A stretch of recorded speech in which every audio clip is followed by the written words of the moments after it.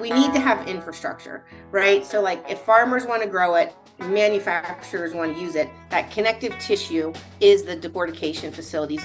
And for, decortication is the mechanical process that separates the different raw materials into their usable forms by manufacturing. While we are starting to see full-scale commercial facilities pop up here and there across the country, we do not have any here in Pennsylvania.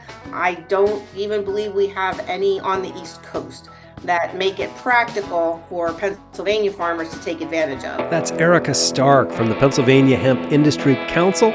This is the Lancaster Farming Industrial Hemp Podcast, and my name is Eric Herlock. Today, I will be talking to Erica Stark about the PAHIC's efforts to attract investment money to the hemp industry here in Pennsylvania. With support from the Pennsylvania Department of Agriculture, the Pennsylvania Hemp Industry Council has launched a program to bolster the industry here in the Keystone State. The campaign is called Invest in PA Hemp, and it speaks directly to investors to let them know what opportunities are available for them here in Pennsylvania. And the campaign also provides tools for businesses in Pennsylvania to help them get their businesses investment ready. And I know this sounds like a very Pennsylvania-specific episode, but I assure you there is something in here for everybody. In fact, the tools that the Pennsylvania Hemp Industry Council has developed for businesses can be used by anyone, anywhere. So, like I said, there's something here for everybody, so yeah, enjoy it. I think you'll get a lot out of this interview. I know I did. I learned a lot. So anyway, we are going to take a quick break here and check in with our sponsors. We've got a few sponsor messages for you. And then I have a really nice selection of hemp news nuggets for you this week. So we'll check that out too. And then we'll hear my call with Erica Stark from the Pennsylvania Hemp Industry Council.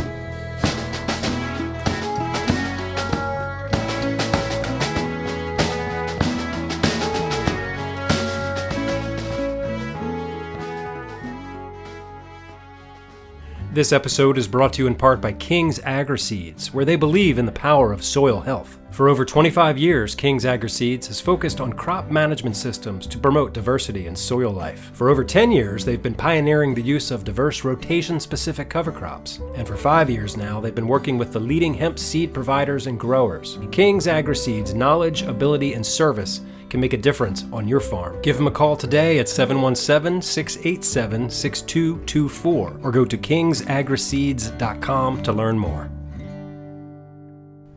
This episode is brought to you in part by IND Hemp in Fort Benton, Montana, where they believe in the goodness of hemp. IND Hemp is a family-owned, mission-driven, and environmentally focused industrial hemp food, feed, and fiber company, providing new opportunities for farmers and rural communities. Their mission is to provide innovative agricultural products and services to connect American farmers with the pioneers and businesses that see hemp as a way to bring real and lasting change to our communities and planet. Learn more at indhemp.com. Today's show is also brought to you in part by Cornell University's College of Agriculture and Life Sciences, where you can get a Master's of Professional Studies in Integrative Plant Sciences with a concentration in hemp science. You'll learn about production and processing methods, soil science, genetics, and a whole lot more. You will be supported by world-class faculty at a world-class facility. The application deadline for the fall semester 2024 is this coming February 15th. So go to hemp.cals.cornell.edu to learn more. Imagine how a year in Ithaca could change your life and propel you to a successful career in the hemp industry.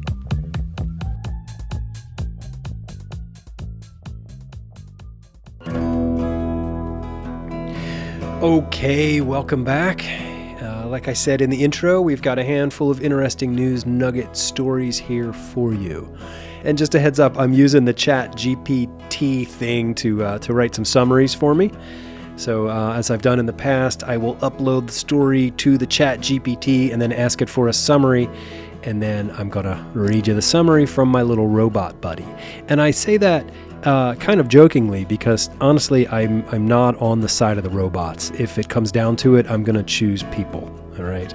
I have this conversation with my brother a lot. He's definitely chosen the side of the robots. I just don't know if I can do that. But I digress. This first story comes to us from Forbes.com. It's the first in a multi-part series about hemp. This one is called Introduction to the Other One, Hemp is Cannabis, and it's written by Robert Hoban. And here's the summary from ChatGPT. This article is the first part of a series on the modern industrial hemp industry, aiming to address confusion and controversy surrounding hemp and marijuana. The 2014 Farm Bill separated industrial hemp from marijuana in the federal code, revitalizing the domestic hemp industry. The 2018 Farm Bill further emphasized the legality of industrial hemp and its derivatives, leading to the growth of the industry. The author discusses the surprise in mainstream media about intoxicating compounds derived from hemp, such as Delta-8 THC and Delta-10 THC, which are legally sold in various outlets. The concept of red state weed refers to the legal and widespread consumption of hemp-derived compounds in states where marijuana remains illegal. So an interesting series for sure. I've reached out to Robert Hoban, and we're going to try to get him here on the show to talk about his series sometime in the next, few weeks, maybe before this season ends. More on that later. Okay, this next story comes to us from Politico.com. The headline reads, USDA is giving some farmers an ultimatum, grow hemp or marijuana. It's by Marcia Brown and Natalie Fertig. And so the robot summarizes the story like this. The USDA is reportedly revoking hemp licenses for some farmers who also grow marijuana, even in states where marijuana is legal. The inconsistency between federal and state interpretations of the 2018 Farm Bill is causing financial challenges for farmers as hemp licenses are rescinded by the USDA. This move has led to a decline in hemp cultivation, with farmers reducing their cultivation levels. The article highlights the discrepancy between state-run hemp programs and USDA approval, with some farmers retaining both hemp and marijuana licenses in states with state-run programs. The lack of legal and regulatory clarity from the federal government is impacting the hemp and marijuana industries, with farmers facing financial losses and regulatory challenges. All right, in this next story, we found on Fashion United, and the headline reads, Puma turns biodegradable experimental sneaker into compost. It's written by Danielle Whiteman-Stone. And the robot summarizes the story like this. Sportswear company Puma claims success in biodegrading its experimental re-suede sneaker, turning it into compost under specific industrial conditions. In 2021, Puma produced 500 pairs of the re-suede sneaker using Zeology tan suede, a TPE console, and hemp fibers. Volunteers wore the sneakers for 6 months, testing for comfort and durability before they were sent to an industrial composting area in the Netherlands. Following a strict protocol, the sneakers were shredded, mixed with green household waste, and placed in a composting tunnel. After approximately 3.5 months, the materials turned into compost, and Puma plans to share insights for potential commercialization in 2024. Here's a story on agupdate.com. It's written by Melissa Goss. And the chat summary reads like this. South Dakota hemp farmer Blake Burgraff reflects on the challenges and successes of the past year in hemp cultivation. Despite planting fewer acres, he achieved heavier hemp bales with more fiber. The hemp harvest presented a learning curve, with a tougher variety that required adjustments, such as raising the swather head for a second cut to manage tall stalks. Burgraff acknowledges variations in soil pH affecting hemp field quality and plans to address soil improvements. He expresses excitement about growing hemp next year and aims to plant seeds in optimal conditions. Burgraff also faced challenges with oats planted in hemp stubble, dealing with moisture-related issues and reduced hay cuttings due to random rain. Despite obstacles, he expresses gratitude and optimism for the future. Yeah, I love that. Despite obstacles, he expresses gratitude and optimism for the future. I would wear that on a t-shirt, by the way. Okay, this next story comes to us from the Daily Mail in the UK, which is weird because it's a story about Lancaster County, Pennsylvania. Yeah, right here where I am. And so the Daily Mail's website is terrible. It's full of ads and all kinds of junk, and I can't really tell who wrote the story, but the headline reads, "Inside the booming business of Amish cannabis farmers in Pennsylvania, where a green revolution is underway." And so the robot summary reads like this. The Amish community in Lancaster County, Pennsylvania is venturing into cannabis cultivation, specifically hemp, to capitalize on the newly legalized CBD market. Lancaster County Cannabis, founded by a guy named Ryle, facilitates a network of Amish growers who are transitioning from tobacco to hemp cultivation. Ryle's business acts as a central depot, purchasing hemp from around 20 cultivators and selling it in bulk to major processors. The Amish growers, adhering to organic farming traditions, see hemp as a natural fit. Despite controversies over recreational use and one operation shutting down due to internal backlash, Lancaster County Cannabis aims to tap into the lucrative CBD market, projecting sales of $3 million by 2025.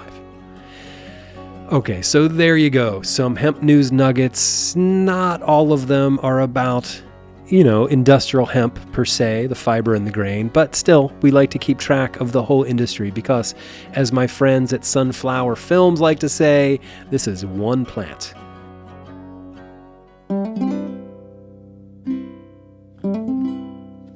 All right, anyway, before we get into my conversation with Erica Stark from the PAHIC, I just wanted to give you a couple of updates on some things. So the year is winding down. We have just a handful of episodes left before I'm going to go dark for a few weeks in January, okay? I'm going to have a couple of regular episodes, and then I'm going to do a year in review to close out the year. So just a heads up, that's what's happening. Something else we're working on here at Lancaster Farming is a new podcast, not about hemp. It's being spearheaded by my colleagues Candace and Stephanie. It's essentially going to be about women in agriculture. So I will have more details on that for you as they are available. I just want to let you know because it's exciting. There's exciting things happening here at Lancaster Farming Newspaper in Ephrata, Pennsylvania. Okay, that's enough for me. Let's go talk to Erica Stark.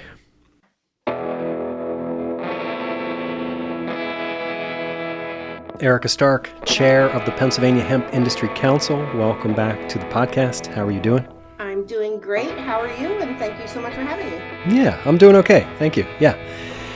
So I think the last time you were on the show was when we were out at the Montana Hemp Summit. And then the last time I actually saw you in person was down at Hart Hemp's Field Day in Frederick, Maryland. So it's great to see you again. You wear many hats in the hemp industry, and you've been instrumental in the development of the hemp space nationally and also here at home in Pennsylvania. So thank you for all of that stuff because, I'm a big advocate of the hemp industry, Pennsylvania, farming, all that stuff. So thank you for joining us. I wonder if you can sort of just reintroduce yourself briefly for our audience. Okay, thank you. And thank you so much for your kind words, deeply appreciate it. Yes, my name is Erica Stark. I am the chair of the Pennsylvania Hemp Industry Council and the executive director of the National Hemp Association. I have been in that role for 6.5 years now. And I just was reminded by LinkedIn that I've been with the Pennsylvania Hemp Industry Council for 8 years.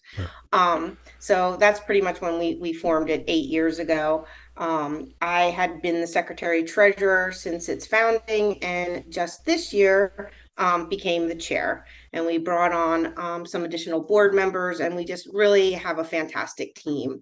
And so, I've been doing this for a while. My husband and I were the ones that originally got hemp legislation introduced in Pennsylvania. And that was sort of where I got my start in the industry as a whole, was through that collaboration with him, and haven't looked back since. Let's point out that's Les Stark, the author of Hempstone Heritage, a really amazing history book about the early hemp industry and the mills here in Pennsylvania. Yes. So, yeah. And so whenever I get frustrated, I blame him for getting me sucked into this in the first place. But no, that's obviously a joke because I absolutely love my jobs and I love this space and I have such faith and hope for the future. for the industry, and specifically right here at home in Pennsylvania. Yeah, good. So earlier in the year, I spoke with you and a bunch of the folks on the board at the Pennsylvania Hemp Industry Council. But bring us up to speed on what's happening now. I've been hearing buzz about your efforts to bring investment money to Pennsylvania. So what's going on? Yes. So we were fortunate to receive a grant from the Pennsylvania Department of Ag, and our project was invest in PA Hemp. So it's been an overarching project that we've been working on for pretty much all of this year, and it's comprised of like a couple different parts. Like, so the overarching theme is to attract investment into the hemp industry in Pennsylvania. So to do that, we sort of created a set of videos and educational materials that are specifically geared towards investors to help them understand the space, help them understand what the opportunity is, and also explain all of the reasons why Pennsylvania is an ideal location for investment in this space. And that, those reasons are many, but we have a strong history here of hemp, as you mentioned. Like Les wrote a book about the history of hemp. We have the long history. We have a very supportive Department of Ag. We have great people here in this industry that have been doing this for a very long time. We have you. Me. Yeah. We have great farmers. We have a great location. We have close proximity to a lot of major markets. So there's a lot of reasons why Pennsylvania is ideal, and we're just trying to, kind of bring that message home. And then on the other side of things, we've created a set of tools for business people to help them get investment ready. A set of financial tools, financial models, both for decortication, grain processing, and construction. And then we also have a pitch deck template that sort of says, okay, now that you have your financial models, like here's a deck, and sort of placeholders for all, and what type of information you want to put to create a complete deck. Because a lot of people have great ideas, but selling them is always the hard part, and people have a tendency to get a little bit too verbose in their pitches. So we're trying to put, here's where your elevator pitch goes, and here's where you identify the different areas of trying to explain what investors are looking for. So we just launched that last week, and feedback so far has been pretty good. I've had a lot of people pretty excited about it. And we're not done. We just released the first kind of batch of information. We're going to have another video coming out in the next couple of weeks. And then we're going to have a continuous series of social media and educational posts. And then we also plan to do some interactive events to help people, walk through how to use the financial models, the Excel sheets, and some tutorials to try to help people on their journey. All right. So you mentioned a bunch of the things that make Pennsylvania attractive to investors, and sort of like what's attractive, what's what the opportunity here is. But why do we need investment?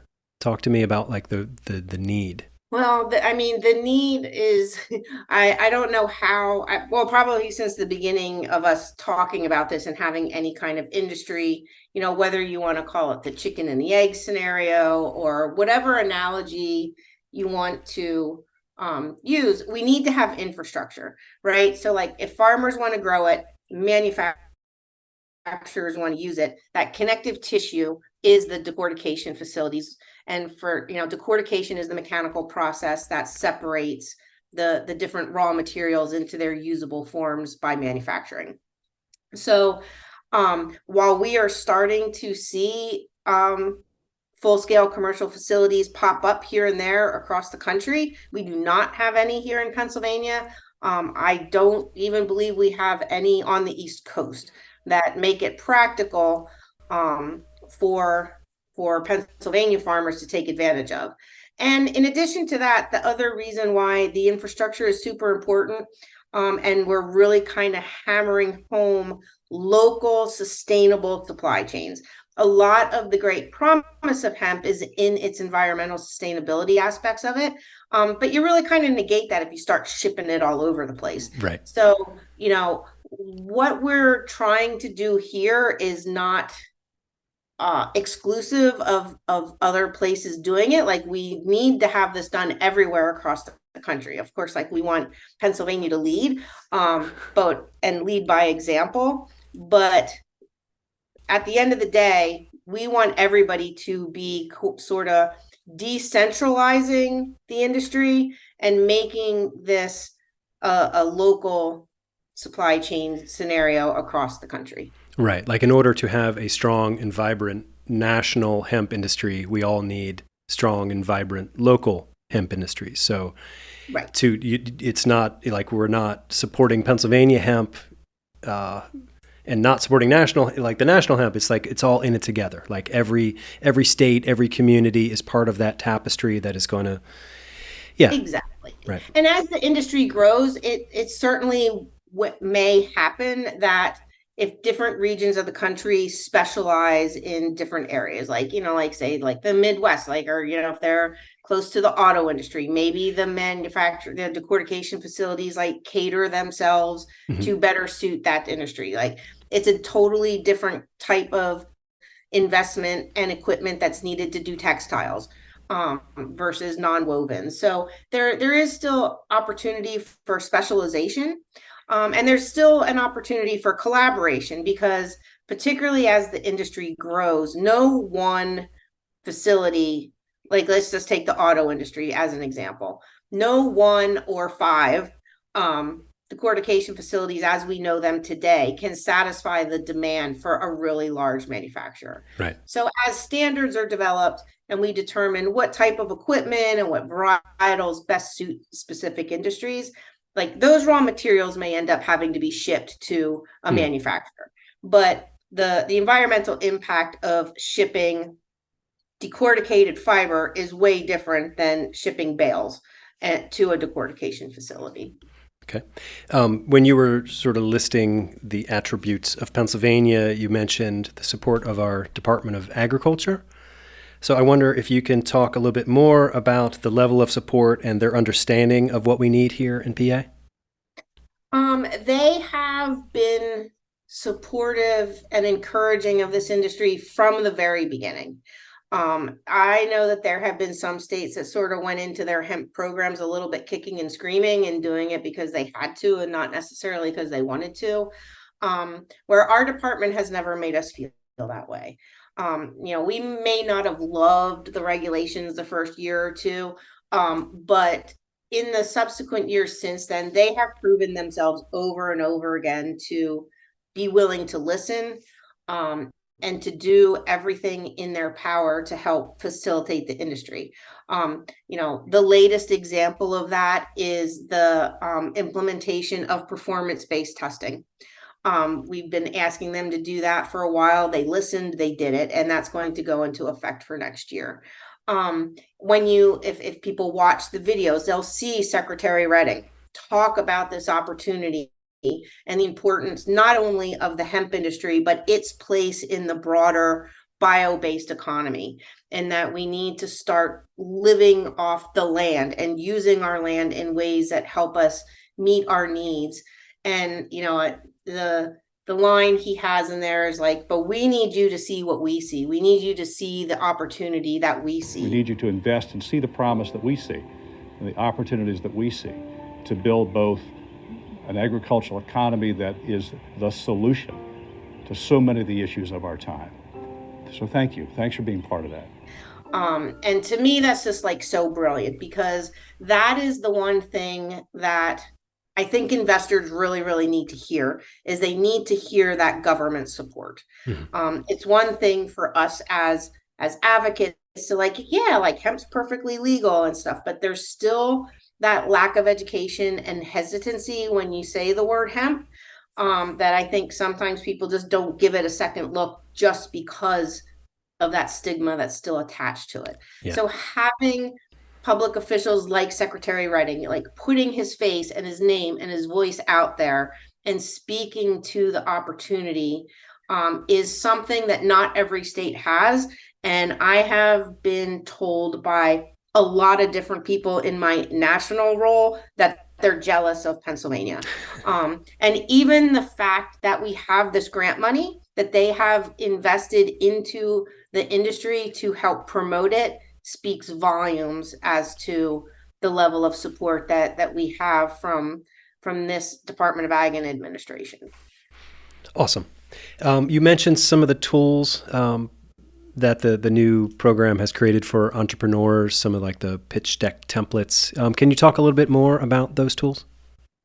Yeah, they're really designed to take something from the idea phase and to put pen to paper and make sure the numbers make sense. Because that's one of the things that, in talking to investors, there's a lot of grand ideas out there, but you have to be able to prove that the numbers make sense. Because even when you have an altruistic angel type investor, at the end of the day, they still want to make money. So you can't just say, like, we have this brilliant idea and hemp's going to save the world. Like, you have to have a business model, and you have to have a business model that shows that it can be profitable. Right. Show me the money. Right.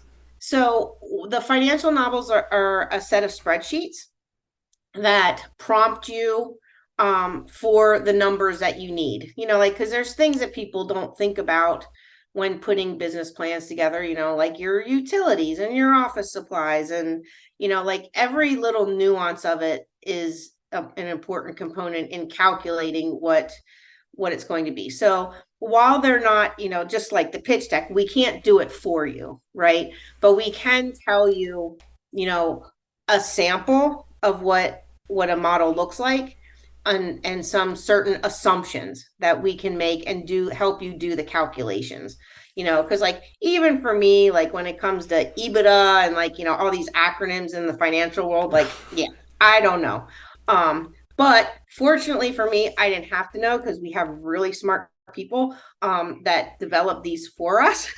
So they do know what they're talking about. And then after they were created, we ran them by some investors, and they were like, yes, this is exactly what we look for when we're doing our own due diligence. Nice. So these are tools that, like I said, we can't do the work for the entrepreneur, but we can hopefully give them a set of tools that make it easier for them and make sure that they are thinking about all of the detail that they need to think about, and that they come up with a model that makes sense and makes money, because everybody needs to make money at the end of the day. Yeah. So these tools sound amazing. Are these Pennsylvania specific, or could somebody in a different state find value here? Do you have to be a member of the Pennsylvania Hemp Industry Council to access these tools? No, but we would definitely appreciate it. So no, at the end of the day, the tools are not Pennsylvania specific. Maybe some of the assumptions that we make in terms of like, what average utility rates are, or, land costs or stuff might be, specific for here. Yeah.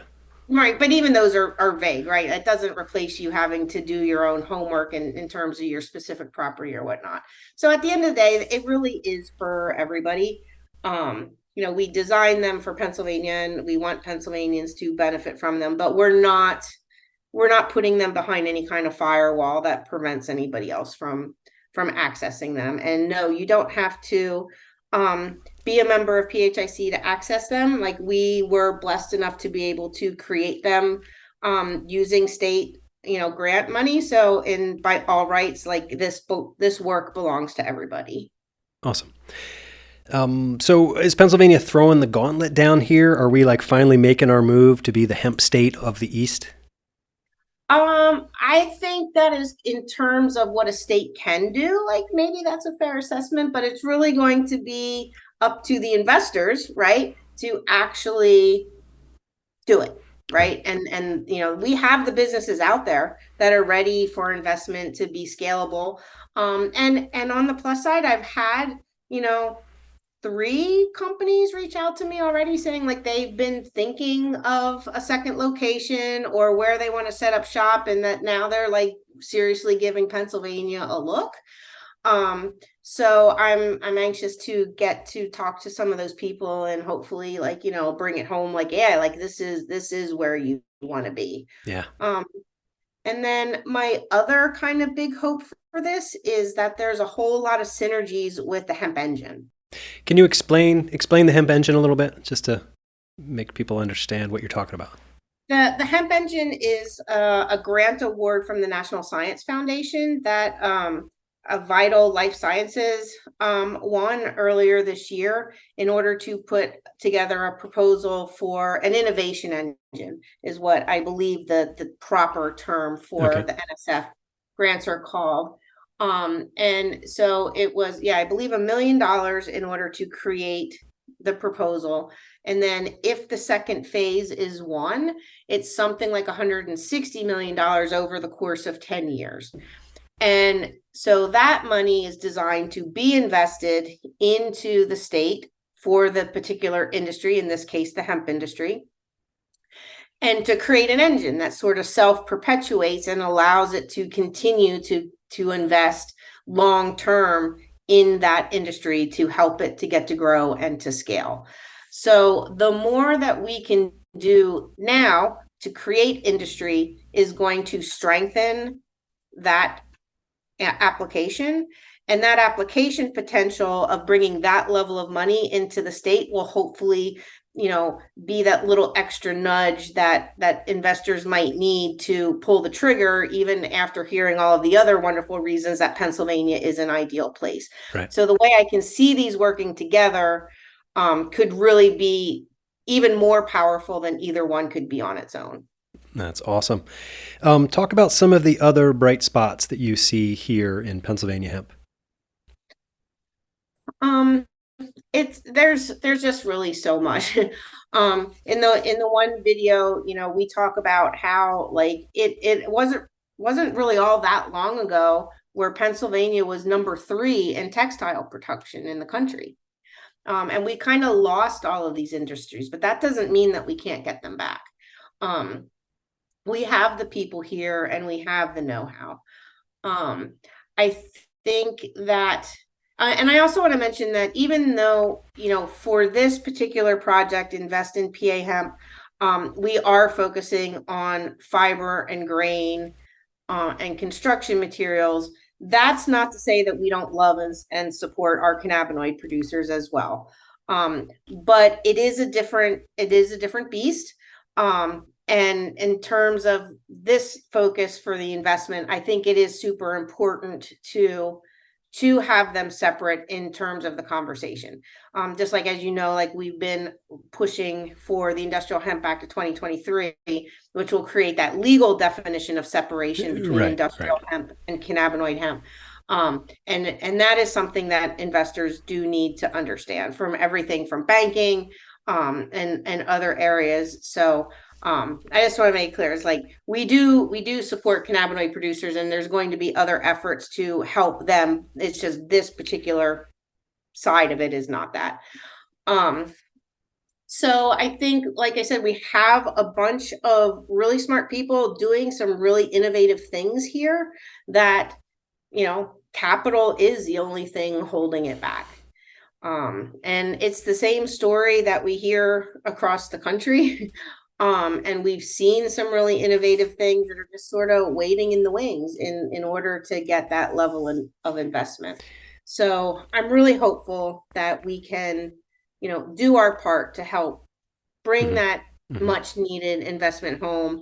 And once we get some primary decortication facilities up and running, there's a whole avenue of other types of projects that can be looked at.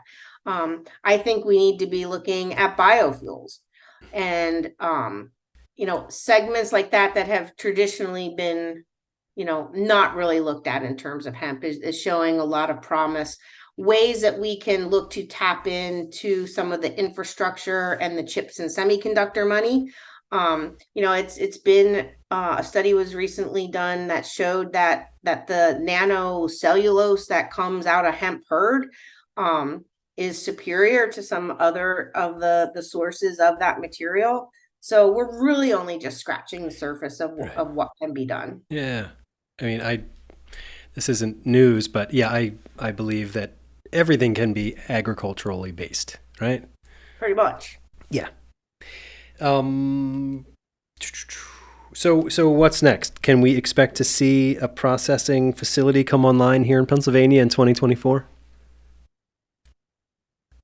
I'm not I'm not willing to promise anything at this point. I would hope so, but the reality is that even if an investor January 1st or tomorrow is like, yeah, let's do this, it probably would not be up and running by 2024. Just the lead time to getting the equipment and building the facility, 2025, I think we got a good chance. That'll be here before you know it. It will be. But even if we just have the commitment to do it in 2024, I'm a happy camper. And there's some other interest from some other types of businesses that have reached out that may not need that kind of lead time. And some of them that are not necessarily dependent on decortication. So again, if any of those pan out and come through, it's just the more of a building of an industry makes us even more attractive. Awesome. Are you worried, or do you have concerns that the Farm Bill isn't happening just yet? Does that affect things for you? In terms of this project, no. Okay. So as I'm sure you know, the Farm Bill has been extended for a year. Well, not a year. It's been extended till September 30th, 2024. Okay. Now, what does that mean for us? I don't know yet. They're not back from Thanksgiving recess yet. So we had originally heard that the game plan was to get the first draft of the Farm Bill starting to circulate in the House in December and hopefully passed over to the Senate by the end of the year. Now, that was before the continuing resolution for the budget was passed that also included the Farm Bill extension. So just because the Farm Bill has been extended until September of 2024 doesn't mean that the new Farm Bill has to wait that long. It just means that's the next drop dead deadline for it to happen. Okay. So we don't, well, I shouldn't say, I don't expect that it's going to take that long. I expect that Congressman G.T. Thompson is still going to intend to move the Farm Bill as quickly as he can. But that remains to be seen. Okay. So anybody who's out there advocating for anything that's Farm Bill related, don't stop. Like, now is not the time to take the foot off the gas. Okay. We don't know. It might not be as urgent as we have more time. But it's not a time to just like, right. Oh, we have another year now. That's right. Not Don't rest on your laurels. Keep going. Exactly. So who are the hemp heroes in Congress these days? It used to be Mitch McConnell was the big hemp guy, but he's not really that guy anymore. Not being very kind. Well, you know me. Yes. Well, I mean, Senators Tester and Braun have been our champions in the Senate for the Industrial Hemp Act. Here in Pennsylvania, both Senators Fetterman and Casey have been very, very strong supporters and co-sponsors.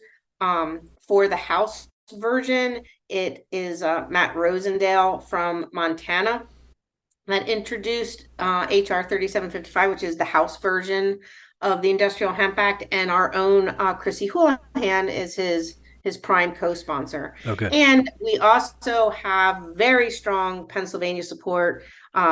Congressman Muser, Congressman Schmucker, Congresswoman Dean.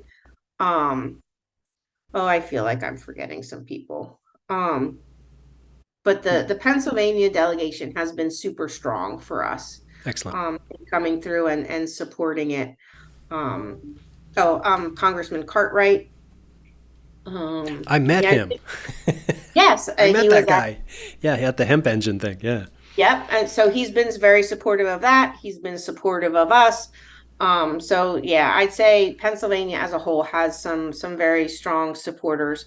Um, and then, we have some otherwise, we're currently working on some more of people who are on the actual agricultural committee in the House, and getting support. But we have, the cannabinoid issue is taking a lot of their time and energy, and by all counts from everybody that we've talked to, like that is the problem that they're having and trying to figure out what to do in the hemp space. Right. And is that all around like the synthetic cannabinoids or the Delta 8 or whatever we call them now? Primarily, I mean, that's the impetus of why it's so challenging. So self-induced in a lot of ways. But it is what it is. I'm personally, I'm not a fan of recriminalizing it, but we have to have, specific regulations, which Just for again, safety reasons, I think is really, for me anyway, that's like if people sure. want to indulge in, the Delta 8, Delta 10, that stuff, that's fine. Yeah. That's none of my business. But if they're being made in a way that is unsafe, then that's just bad for Yeah. everybody. I mean, safety is first and foremost, always, obviously. But a lot of people like to, hate on the FDA for not, quote, doing something without really having a full understanding that it's not quite that easy, right? Like they are governed by a set of rules and regulations themselves and how they regulate certain industries, and they're not really equipped to deal with cannabinoids. And it's not just CBD, there's lots of cannabinoids, and now Delta 8 and Delta 9 out of hemp are all concerning things. They really need a new framework as they've asked for. So it's not enough to just say like FDA needs to fix it. Well, like we have to give them the tools that they need in order to fix it. And that Um, dialogue is happening. It's just slower than most people want it to. it is, I don't, I yeah, it's happening, but a lot of, I don't know if it's happening in the best, most robust way to actually get to where we need to go. Because Okay. the more we just say like fix it, you can do it under the authorities you have now, like, well, it's not necessarily productive conversation. Um as opposed to having, to try to encourage the actual drafting of the right framework that not only deals with the issues now, but the reason it's so complicated over and above just like what we just talked about on the hemp side of things with Delta 8 and Delta 10 and, all the other intoxicating cannabinoids coming out of it, is that you also have the interaction with high THC cannabis. And, even here in Pennsylvania, like, we don't have adult use yet, but eventually we will. But we do have a medical program. So if you're one of those companies that spent millions and millions of dollars to get a license to produce medical marijuana in Pennsylvania, how do you feel about Delta 9 being sold basically over the counter for the cost of $150 hemp permit? Like you probably have feelings about that. Um, um, and so, and I'm not coming down on one side or the other, but No. it's why it's complicated. Sure. And it is one of those things that, which I guess tends to be my nature in general. Like I see both sides of that equation, and, coming up with the right solution is going to take some time, and it's going to take compromise, which somehow seems to be a dirty word these days. Right. Yeah, we used to be good at compromise, and now it's always all or nothing. Yeah. But we'll get there. We will. We have to. We have to. Amen to that. Okay, Erica Stark. Let's bring it back to the investment in PA initiative. What else should people know about that? Where can they go to learn more? ... Well, our first, the biggest bulk of our materials have been released, but we're not done yet. There's going to be some more videos and some more tools that are going to be released in the coming weeks and months. So our website is PAHIC.org, and we have a set of pages dedicated to this project. And we're building on that every day. So, check in with us often. Join our mailing list, and we'll let you know when new pieces are released. And then also our social media, you can find us on, Facebook, Twitter, or X, LinkedIn. Wait, you're on X still? I thought everybody was getting out of there. Let's not go there. We're still there. Okay. At least I think we are. Maybe I should double check that. Instagram for sure. So we're going to be releasing more materials in the coming weeks and months. And then we're also going to have a secondary campaign that's going to be coming out early next year that is different, but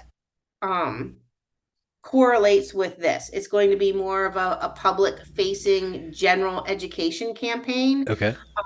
To try to explain to consumers, like, why should you be seeking out and purchasing hemp-based products?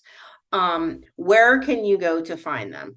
And what the importance of that is, and a whole education campaign around that. So while it is designed to help build markets and educate the general public, investors are people too. So that same education will serve that dual purpose of education, which is one of the largest hurdles that the industry has had since its inception is the education piece.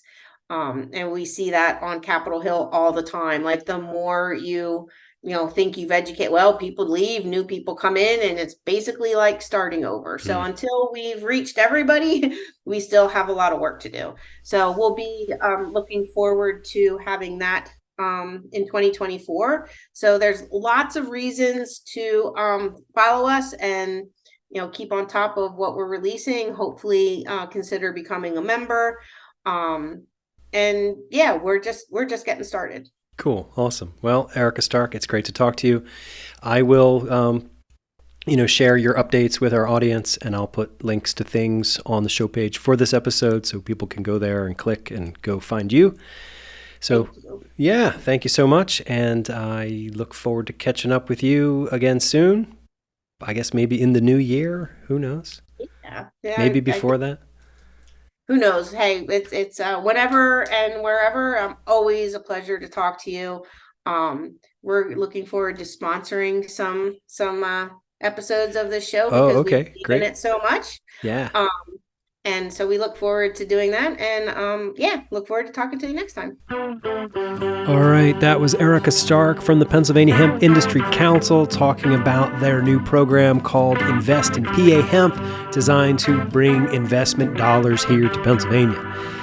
You can go to lancasterfarming.com to the show page for this episode to click on all the links to go there, or you can go directly to pahic.org to learn more and to utilize those tools. So thank you for listening to today's show. My name is Eric Herlock. I am the digital editor at Lancaster Farming Newspaper, the greatest agricultural newspaper in the world. Yeah, check us out online at lancasterfarming.com. Get yourself a subscription to our print edition. It's glorious. To be completely honest with you, our newspaper is a thing of glory, a thing of beauty, and you really want to get it. So anyway, lancasterfarming.com. All right, so until next time, I'll see you in the newspaper.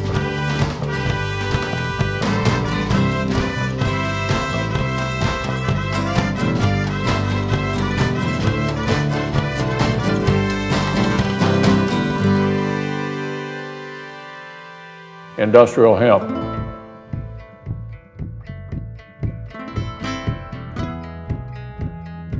Season 3, Episode 44 of the Lancaster Farming Industrial Hemp Podcast is copyright 2023 by Lancaster Farming Newspaper, part of the Steinman Communications family.